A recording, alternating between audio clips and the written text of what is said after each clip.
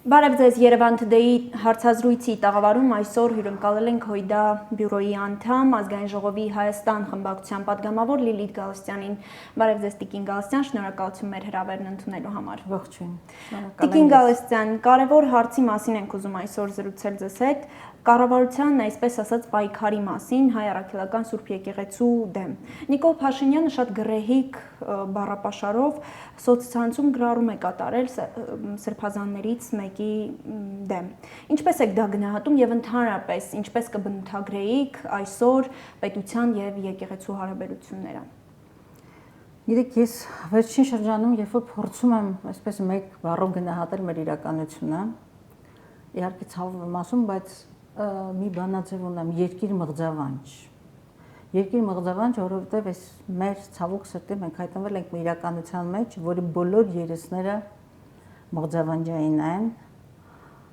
գորշ բառը նույնիսկ չի արտացոլում դա, մղձավանջ եւ խորացող մղձավանջ եւ ցավալիորեն դեռևս չկասեցվող մղձավանջ։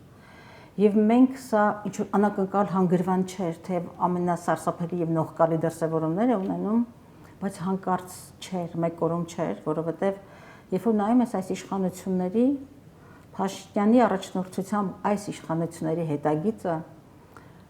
ավեր, աղետներ, մահեր, կորուստներ, հայրենազրկում, այսինքն մի ամբողջ ավերակ նյութական, բարոյական եւ հոգեկան այդ ավերակը, որ նրանք են թողել, եւ այս ամենը իմ կարծիքով մեկ անուն ունի, նաեւ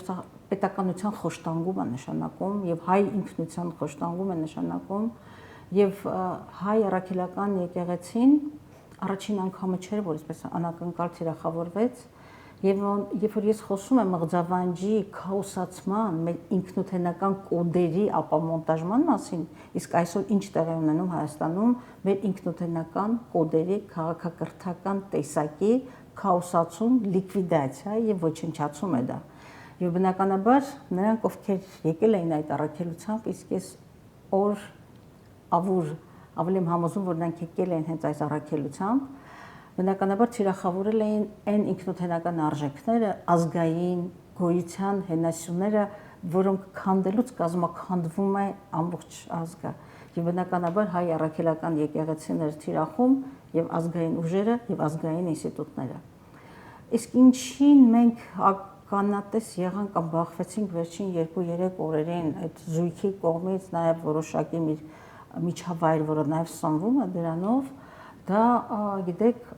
պարզապես ես հաճախ մտածում եմ, լեկտիվություն, ցինիկություն որևէ բառով նկարագրելի չի, բացարձակապես հակաքաղաքական է եւ հակաքաղաքակրթական, բայց այս ամենը նաեւ քաղաքական պատճառներ ունեն, կոնտեքստը բնականաբար քաղաքական է եւ այս հիստերիան, անզուսպ հիստերիան, իսկ ես կասեի հիվանդ, մոլագար հիստերիան, բնականաբար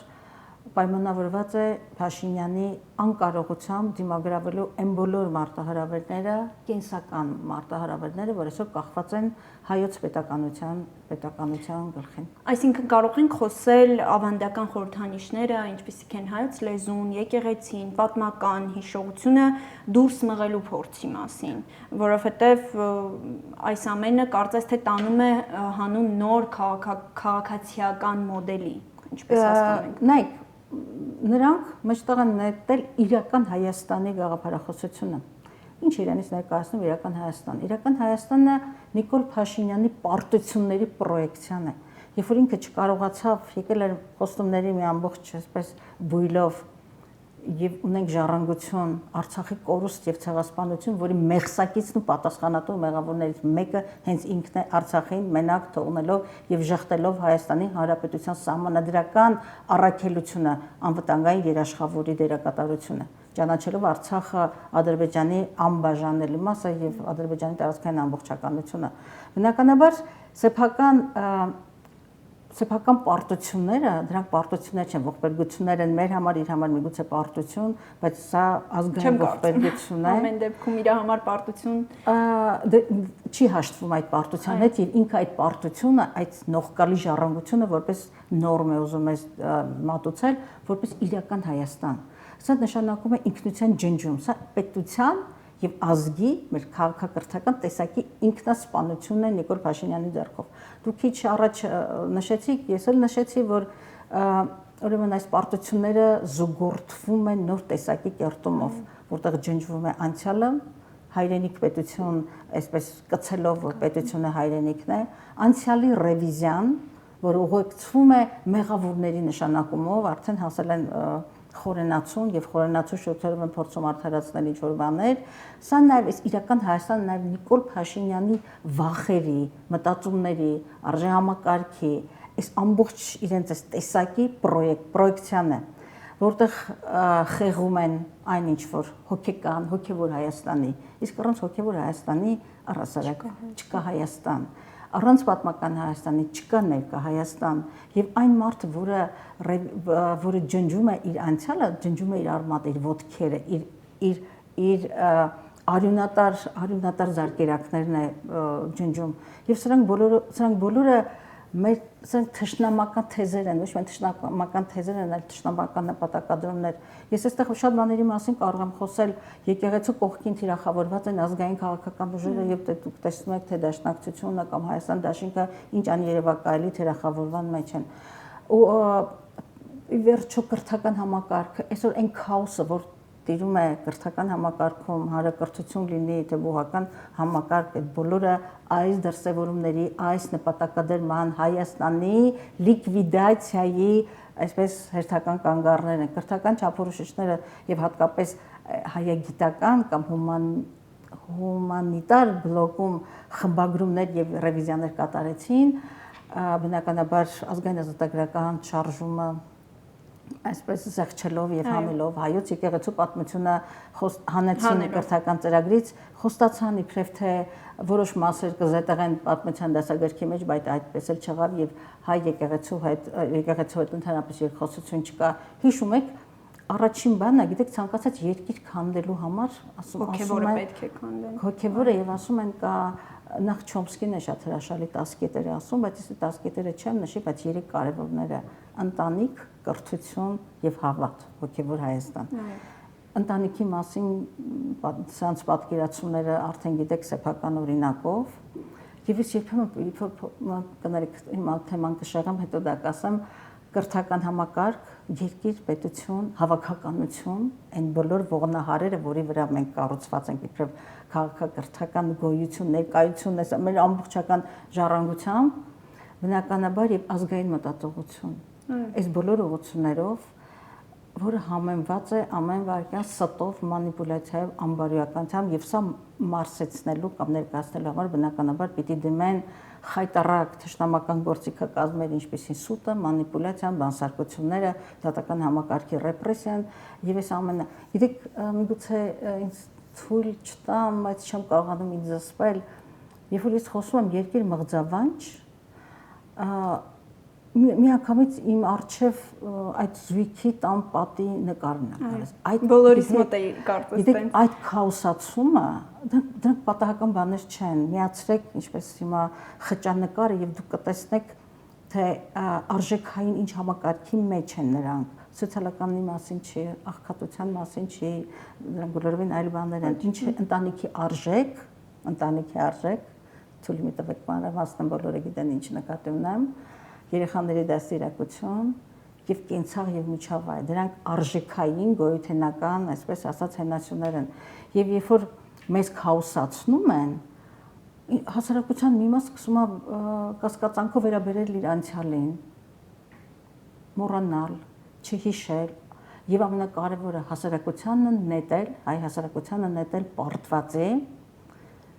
պարտվածի եւ բոլոր ազգերին բնորոշ են պարտությունները, խելոք ազգերը պարտություններից դասեր են քաղում, պարտությունները ուժեղացնում են։ Ինչպես օրինակ Ադրբեջանն է արել, մեր ինչպես աչքի առաջ։ Ադրբեջանը, ինչպես Գերմանիան, երկրորդ համաշխարհայինի ֆաշիստական Գերմանիան, Ֆրանսիան սեփական ուժերով կամ կամքով քաղաքական կապիտուլյացիա ենթարկվել, բայց հետո այդ ազգերը ունեցել են կամք վերընձեռվելու, վերազարթոնքի, ուժեղ պետություն կերտելու։ Նիկոլ Փաշինյանը մեզ հանգեցնում է այնպիսի հանգրվանի, երբ մեզ ուժեղանալու պոտենցիալն է վերացնում եւ այդ պարտվածի, հուսահատվածի, հուսալքվածի անելանելիությունը, որը ինքնին ռազմավարական ռեսուրս է, մեզ ներշնչվում է հայ հավաքականությանը եւ մյուս կարևոր բանը Հայաստանի Եսփորքի գնալով խորացող անդունդը, այդ անջրպետը եւ մենք կորցնում ենք մեր բնական հարստությունները, ինչպիսին մեր կամքներ, մեր հավաքականությունը եւ հավաքական տեսլականն ու երազանքը այսօր ցավոք սրտի մենք հայտնվել ենք այդ հանգրվանում, երբ որ թիրախավորված եւ հիվանդագին դա ուրիշ խնդիր դրան էլ կանդրադառնամ, թիրախավորված մեզ լիկվիդացիայի են ենթարկում որպես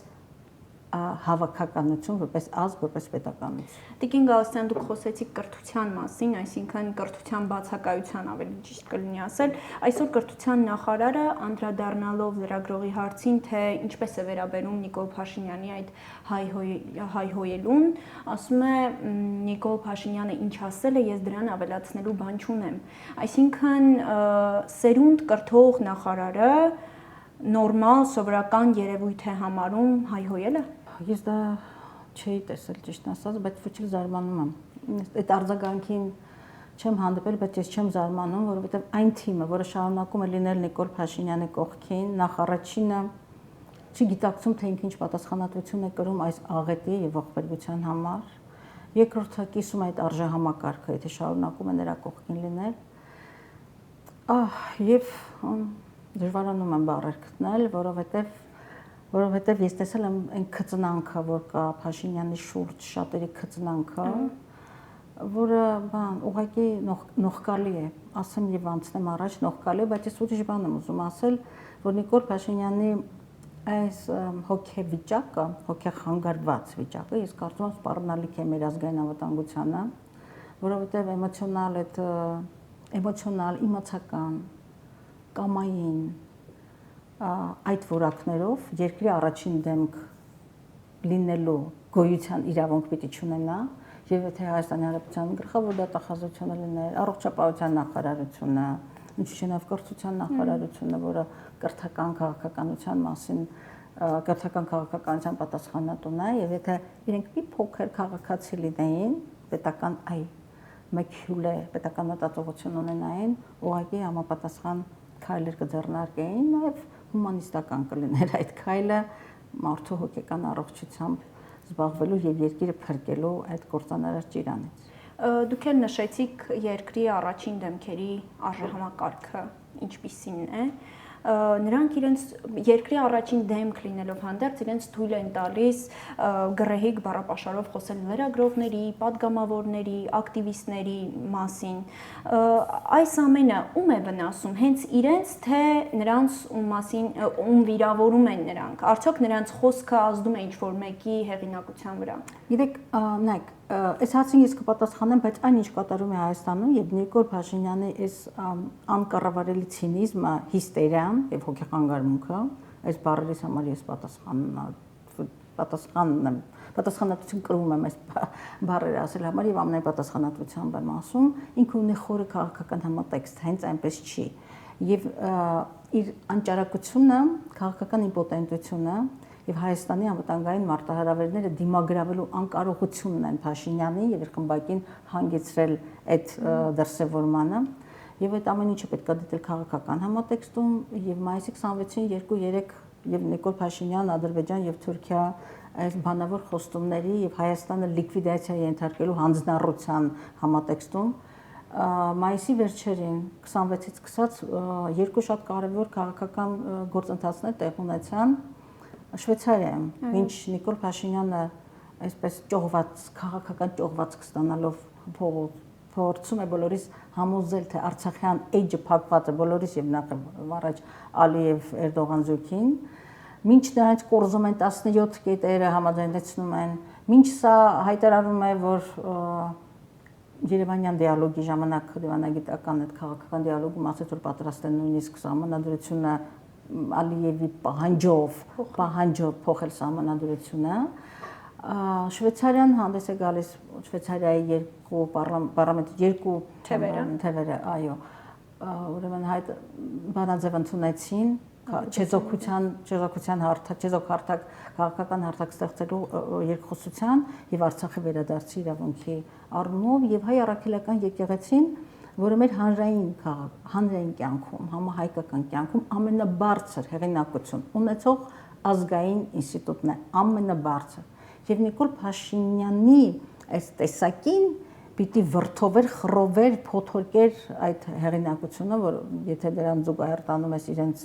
զգետնված հեղինակությունը եւ անճարակությունը, նաեւ դա է սնում իր հիստերիային, բայց նաեւ ամենայն հայոցի առաջարկությամբ եկեղեցիների համաշխարհային խորհուրդը ուրեմն Բեռնում, Շվեյցարիայի մայրաքաղաք Բեռնում կազմակերպեց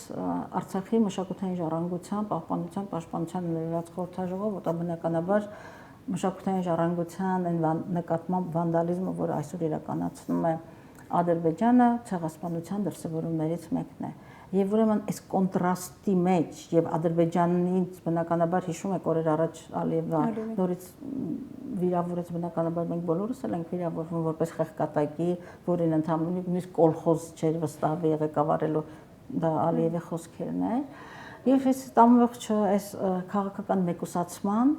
անվտանգ երաշխիքներ չունենալու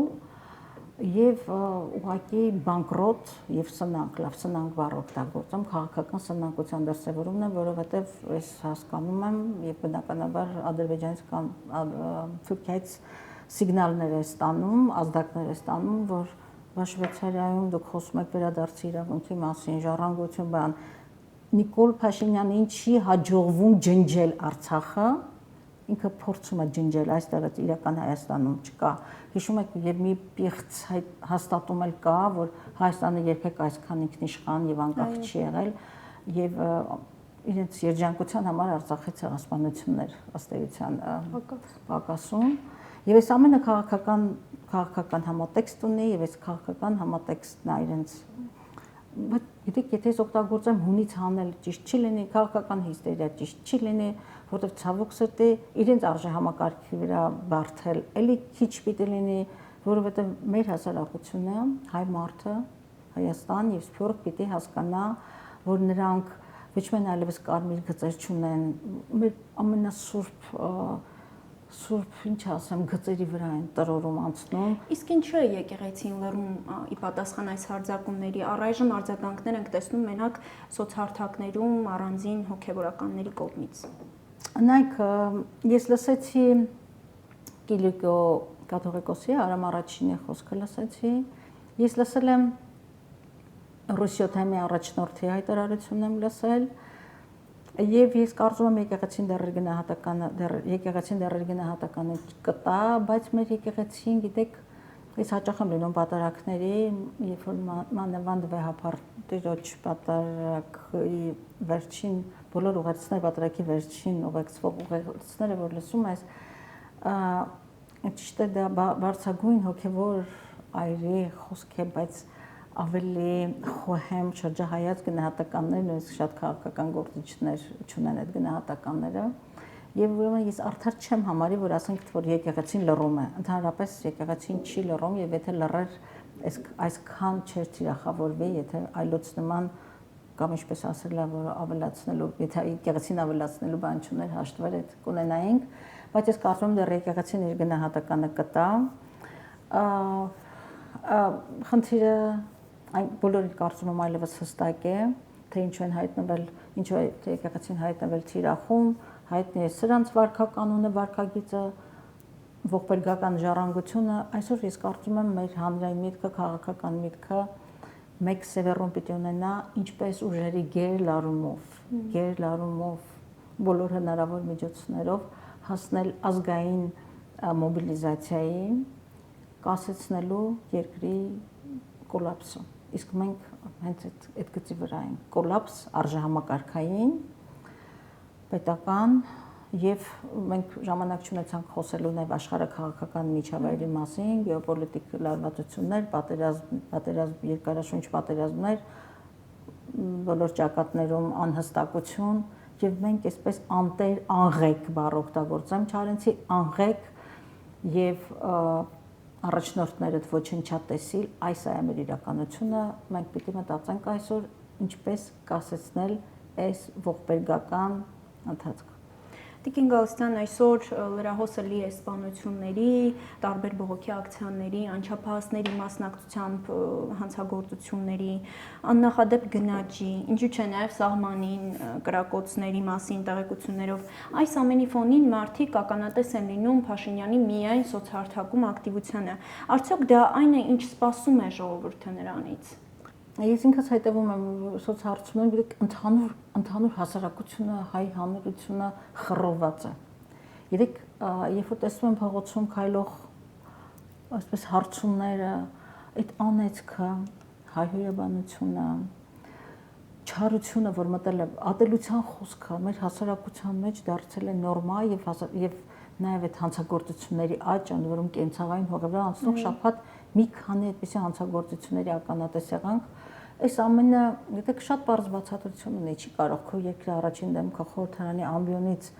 փողոցային վարքաբանությամբ, փողոցային խոսույթով, հայհոյանքով, ատելությամբ, հիշում եք իր Քարոզ Արշավի սկզբից այդ բառերը չեմ կրկնի, որովհետև հարգում եմ ձեր եթերը եւ ինձ եմ հարգում,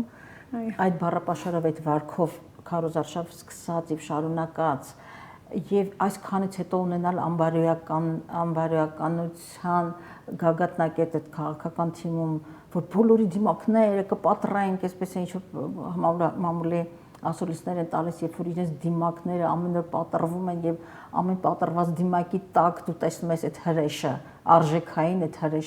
հրեշի դեմքով մտել եք հայ ժողովրդի մեջ եւ հայ ժողովրդին փսորում եք։ Ես շատ եմ ամաչում եւ նույնիսկ մտածում եմ թե Հայաստանի դիվանագիտական կորպուսը ոնց է թարգմանում եւ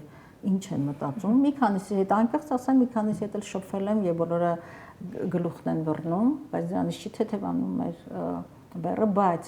եւ այդ ամեն ինչը, թե հանցագործությունները, թե դպրոցներում այն թույլատրելի վարքը, գիտեք, որ երեսը բացում ես բաղձավանջ եւ անթույլատրելիություն։ Սա ես գիտեք նաեւ հավատում եմ։ Ինչպես լավ ընտանիքում լավ ծնողները կարող են այսպես համակարգչային բառով ասեմ ֆորմատի բերել, կփոխվի երկրի առաջնորդությունը եւ մենք ֆորմատի կգանք, բայց ցավոք հանկարծ անշրջելիության կետին հասած եւ անցած չլինենք, որ մեր բանասության մեջ կա, չէ, ասում է ջուրը ջրհեղեղի համար ասում են ջուրը անցել է գլխին, հանկարծ այդ վիճակում չհայտնվենք, որտեղ մենք այնուամենայնիվ ռեսուրսներ ունենք, ներուժ ունենք, քաղաքական ներուժ էլ, բարոյական ներուժ էլ, եւ ջրի երեսին դուրս եկած աղբը, առատորեն դուրս եկած աղբը դա մենք չենք, մեր իսկական տեսակը չի, մենք պետք է կարողանանք հաջողությունների պատմություններով եւ ամենակարևորը իսկական Հայաստանի շուրջ, մաքուր Հայաստանի, ապրող Հայաստանի, հաղթող Հայաստանի շուրջ համախմբում իրականացնել, իսկ նրանք չափանիշը չեն, ուղղակի մի այսպես ջրհեղեղ, որը ջրի երեսին սելավի պես ջրի երես հանեց ամբողջը տիղմը։ Իսկ մենք, ես կարծում եմ, մաքրվելու ռեսուրսներ ունենք։ Ամեն անգամ, երբ Նիկոլ Փաշինյանը ղեկավարին ոչ հարիր բառապաշարով ելույթներ է ունենում, գրառումներ է անում սոցհարթակներում, կրկին հնչում են նրան հեռացնելու կոչեր։ Այսօր դեռևս ակտուալ է եւ իմպիչմենտի հարց կա, թեման ակտուալ է։ Ինչու եք դեմ այդ գործընթացին, ի վերջո ասում են, եթե դեմ եք այդ գործընթացին, ուրեմն չեք ուզում, որ նա հեռանա։ Ես կարծում եմ, մենք մի 25 րոպե զրուցում էինք, եւ ես չի կարող դեմ լինել մեկը, որ այսպիսի գնահատականներ է հնչեցնում, եւ մեկը, որը այն քաղաքական թիմի ներկայացուցիչն է, խորհրդարանական կամ քաղաքական այն թիմի ներկայացուցիչն է, որը դեռևս Նիկոլի դիմակը ամբողջությամբ չպատրած ժամանակ դեղին քարտերով զգուշացումով եկավ եւ բոլոր փողոցային շարժումները հունավորվել են հայ հեղափոխական դաշնակցության առաջնագծային դերակատարությամբ եւ մինչեւ օրս եւ Հայաստան դաշինքի բնականաբար, բայց իմպիչմենտի այստեղ կա մի բայց, որովհետեւ ես քիչ առաջ խոսեցի Նիկոլ Փաշինյանի ձեռքում կամ այդ խմբակի ձեռքում իշխանության բռնատիրական, իշխանության աներևակայելի կոնսոլիդացիայի մասին ես խոսեցի, որ Հայաստանը բռնատիրությունն է գնահատական են տվել մի շարք միջազգային կազմակերպություններ, բռնատիրություն, որը խարսխված է միայն ուժայինների վրա եւ այն գտնող մի հատ փոքր խմբակ, որը նույնիսկ փողոցում հանգիստ քայլելու հանգստություն իսկ կարծում եմ չի ունենա։ Այսօր խորհրդարանում, բայց impeachment ունի նաև իր տեխնիկական մասերը, նախ եւ առաջ դա 36 ստորագրություններ են օրակարգ մտնելու համար, հետո անվստահություն սեփական թիմի կողմից, նաև անվստահություն, որովհետեւ նույնիսկ եթե մենք 36 ձայն ունենանք, մենք չունենք, մենք եւ պատիվ ունենք միասին 36 ձայն չունենք, ունենք ընդհանրապես 32 ձայն, կարծես թե ունենք, թե 34, մի րոպե 29 գումարած 6 Այո, մեզ պակասում են ձայներ, բայց օրակարգ մտնելուց 25 35 34, որտեղ երկու ձայն է պակասում, 34 օրակարգ մտնելուց առաջ, օրակարգ մտնելուց հետո 54 պարզ մեծամասնության ձայներն է հարկավոր։ Սա նշանակում է, որ իշխող քաղաքական ուժից այս խմբակից այո, ձայներ, դա այս պահին, ինչպես ասում են, տնային աշխատանք կատարելու պայմաններում մենք առայժմ չունենք եւ պլյուս դրան գումարած փողոցային հուժկու շարժումը եւ ես կարծում եմ մենք տեսեք մոտենում ենք այդ հանգրվանին, մենք այնամների մոտենում ենք այդ հանգրվանին, առայժմ տնային աշխատանք կատարելու ընթացքը կա եւ այդ շահարկումը, որ այսօր որոշ քաղաքական ուժեր, որոշ քաղաքական կոորդինատներից փորձում են մրոտել Հայաստան Դաշինքին, Հայաստան Դաշինքի առաջնորդին, քաղաքական ուժերին, որոնք չեն ուզում impeachment, դա ուղղակի մերկապարանոց եւ Նիկոլին ուժեղացնող այսպես խոսույթ է, որովհետեւ ուղղակի բարոյական չի այդ միտքը, թե մենք չենք ուզում impeachment, որտեղ մեր գնահատականները միանշանակ օր առաջ ազատվել այս հրեշային իշխանությունից։ Ցավոք սրտի այսօր ունենք որոշ մեկ այլ հաղորդման առիթով կխոսենք, թե ինչու է այսպես, բայց այս է քաղաքական իրականությունը, այս է ուժերի դասավորվածությունը, ես խոսում նաև ընդդիմադիր դաշտի պառակտվածության մասին, հանրային հուսահատության պառակտվածության մասին, Հայաստան Սփյուռքի մասին, ոստիկանական բռնատիրության մասին, միջազգային հանրության Նիկոլին առայժմ այսպես կանաչ լույս տալու մասին, այս բոլոր իրականությունները պիտի ճիշտ հանրագումարել, որպեսզի կարողանալ հերթական հիասթափության այսպես պատին հայ ժողովրդին չհանգեցնել եւ նոր հուսահատությունները բացարձակապես մեզ թույլատնում են Նիկոլին ուժեղացնում չի կարելի քաղաքականությունը նաեւ ինչ որ իմաստով իր մեջ ունի թվաբանություն ինքը ճիշտ հաշվարկներ ճիշտ մարտավարություն ճիշտ ժամանակի համար ժամանակի առումով ինձ չքննադատեն ասեն թե ինչ պիտի լինի միանշանակ ավելի մաղձաղաշ դժվար է պատկերացնել մանավանդ երբ որ գիտակցում ես առջևում ինչ կա բայց ամեն անգամ տենց ենք ասում, բայց գալիս ու ավելի խորը հիասթափություն ենք ակում։ Ես դրանում խորապես համաձայն եմ, բայց չի կարող իմ քաղաքական ուժ ասենք թե կամ քաղաքական այր եւ նաեւ քաղաքականության մեջ նաեւ շանտաժով չի կարելի խոսել քաղաքական ուժերի միջեւ, մանավանդ եթե դու քեզ